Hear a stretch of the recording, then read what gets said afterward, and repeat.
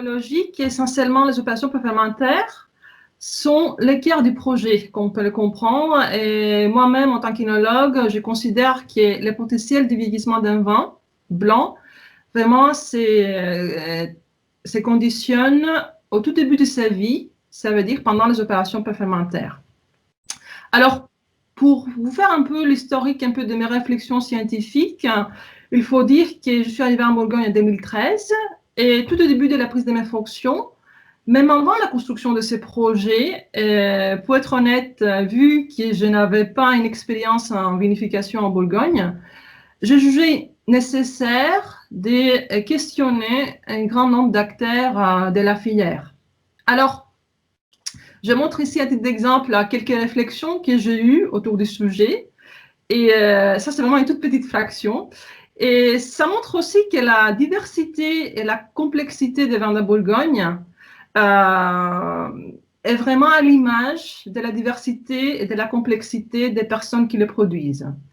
Alors, une fois les premières barrières passées, une fois établi un bon contact fluide avec certains domaines, mais surtout avec les encouragements de Régis, que je remercie profondément parce que sans lui, je ne pourrais pas le faire.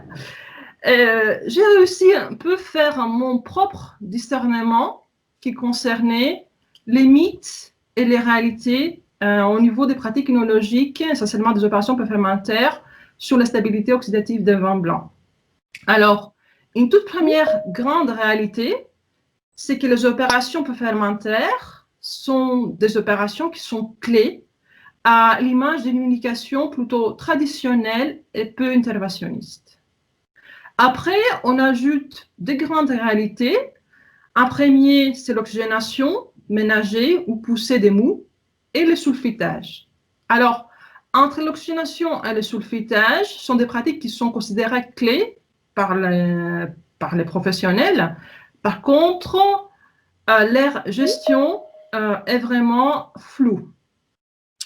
En quatrième, je me suis aussi penchée sur la question des polyphénols parce que les polyphénols, elles étaient considérés en tant qu'ennemis pour le vieillissement des vins de Chardonnay. Et on arrive aujourd'hui au point, à travers de nos travaux, de dire que les polyphénols ont plutôt un impact mineur et pour nous, c'est vraiment une cible secondaire.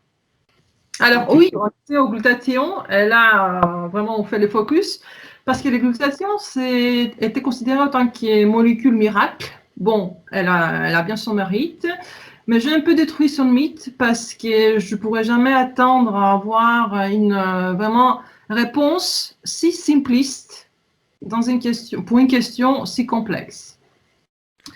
Alors, je prends le contrôle, oui. Alors, notre réponse à la question, c'est vraiment la gestion du métabolome antioxydant. Alors, les métabolomes antioxydants, comme on les définit, on les caractérise au laboratoire, ils se composent essentiellement des composés peptidiques azotosoufrés, des acides aminés, des thiols non volatiles. Alors, le contenu du métabolome antioxydant dépend de la matrice et du millésime. C'est pour ça qu'on comprend bien qu'il y en a certains millésimes ou certaines appellations qui ne pourront jamais donner de vin de garde. Alors, l'origine des métabolome antioxydants sont multiples. On peut considérer les raisins, mais aussi le métabolisme des levures et des bactéries.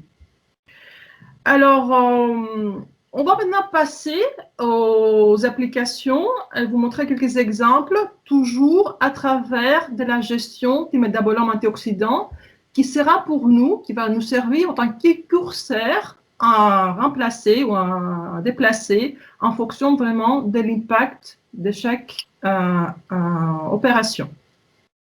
Alors, je commence avec le sulfitage parce que c'est quand même une technique phare. Pour le cadre de nos expérimentations, on a testé différentes matrices pour 3 millésimes consécutifs.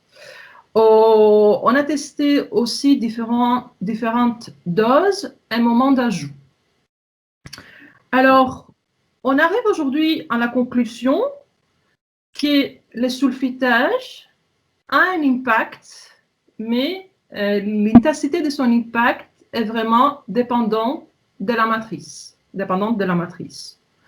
On constate alors qu'en Bourgogne, on identifie aujourd'hui des matrices qui contiennent une grande charge en métabolome antioxydant naturel, intrinsèque. Et peu importe l'ajout, la dose ou le moment d'ajout de sulfite, cette métabolome ne va pas être modifié. Ça veut dire que ces matrices sont identifiées en tant que très résistantes et sont des matrices qui pourront être propices à une vinification avec peu de sulfite ou sans sulfite du tout. Alors, on peut bien imaginer l'ouverture que ça donne, notre solution un peu personnalisée pour comprendre vraiment la capacité intrinsèque de chaque matrice de manière identitaire sur le métabolome antioxydant et de sa capacité antioxydante. Alors, quand on étudie de l'autre côté l'hyperoxygénation aussi c'est une technique assez répandue pour justement limiter la charge en polyphénolique. Et on peut dire qu'à travers de nos travaux, que l'hyperoxygénation va imprégner, modifier l'espace sensoriel, parce qu'on vire plutôt vers des profils qui portent sous les fruits jaunes un peu plus mûrs, si on compare avec les témoins sulfités.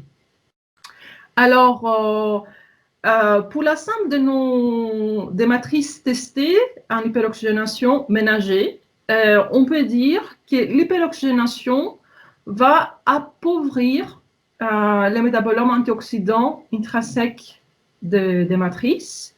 Ça signifie que ces matrices vont partir en vieillissement en bouteille avec un bagage antioxydant un peu plus faible. Ça veut dire que ces matrices nécessiteront un ajustement au moment de la mise en bouteille. Alors, en deuxième, on a testé le débourbage. Le débourbage aussi, c'est une technique assez, bien évidemment répondue, mais c'est une question ouverte aujourd'hui pour les chardonnays. Et je vais présenter essentiellement les travaux menés par mon collègue Christian Coelho sur le sujet.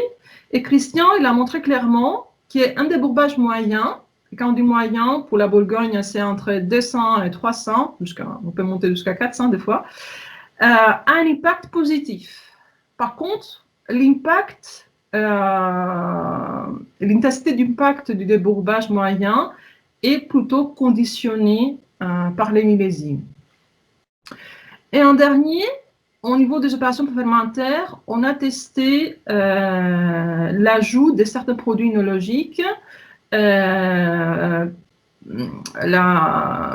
comme les levures sèches inactivées enrichies en glutathion en les comparant avec la molécule cible de référence qui est le glutathion.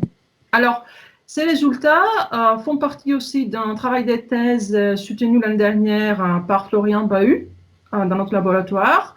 Et Florian, il a vraiment travaillé sur la diversité des levures sèches enrichies en glutathion et on a conclu que la stabilité oxydative augmente quand la HS en composé azotosufré augmente.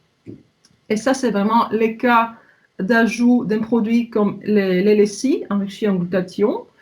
Ça, c'est plutôt bénéfique. Par contre, on peut dire que pour des matrices qui naturellement sont pauvres en métabolisme antioxydant intrinsèque, l'efficacité de l'ajout des produits œnologiques comme les LSI enrichis en glutathion reste encore un peu à discuter. Alors, après, on avance vers l'élevage, l'élevage Chourli et l'élevage en FUNEF, qui sont aussi des indispensables de la recette bourguignonne. Tout d'abord, on va parler de l'élevage Chourli.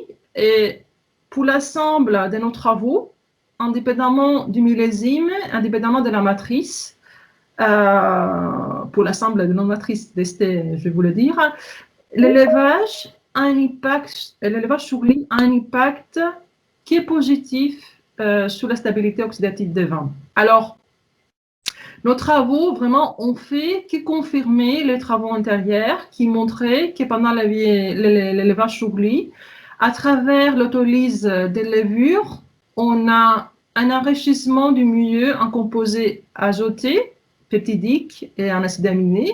Ça veut dire, pendant l'élevage sur lit, on a justement un enrichissement en dimétabolome antioxydant. Deuxième volet d'élevage, c'était vraiment la question du boisage, question aussi très ouverte et très souvent posée par la profession. Alors, cette fois-ci, on a travaillé avec un tonneiller. On a testé différents cépages et différentes chauffes, mais aussi potentiels tanniques de fûts.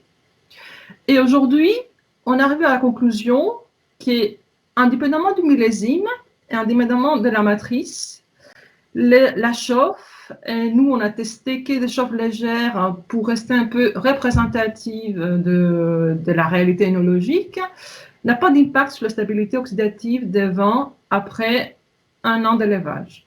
Par contre, l'utilisation du bois neuf avec un potentiel tannique moyen avait un impact positif et après quelques mois, on a compris que le potentiel tannique était positivement corrélé avec la stabilité oxydative des vins après 1 an de levage.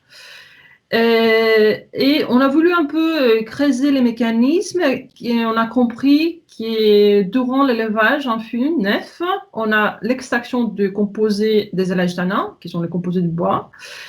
Et les tanins, vu qu'il s'agit des molécules qui sont très antioxydantes, ils vont jouer le rôle un peu de l'ange gardien du métabolome antioxydant.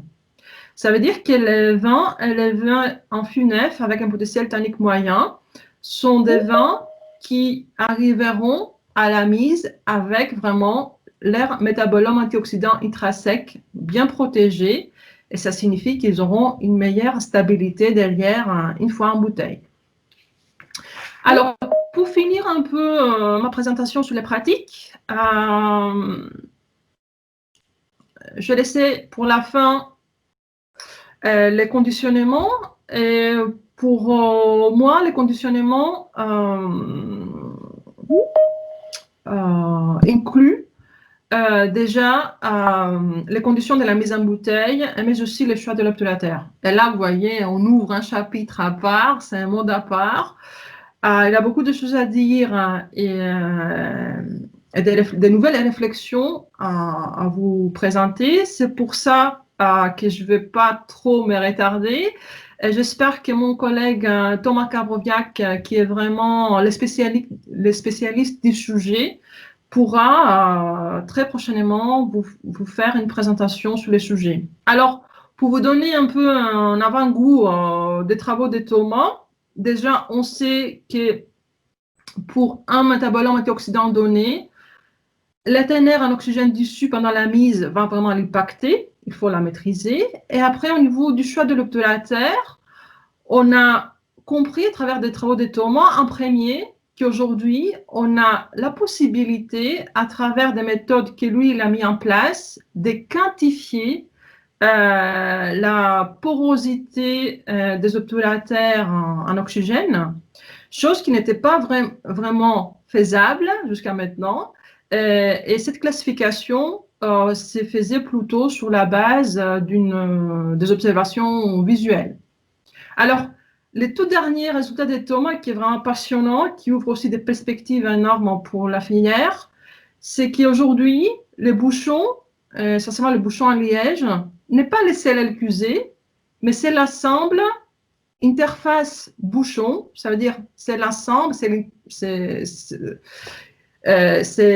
l'interface entre le verre et le bouchon qui va vraiment conditionner la stabilité oxydative des vins une fois en bouteille. Et je vais m'arrêter là pour les pratiques œnologiques.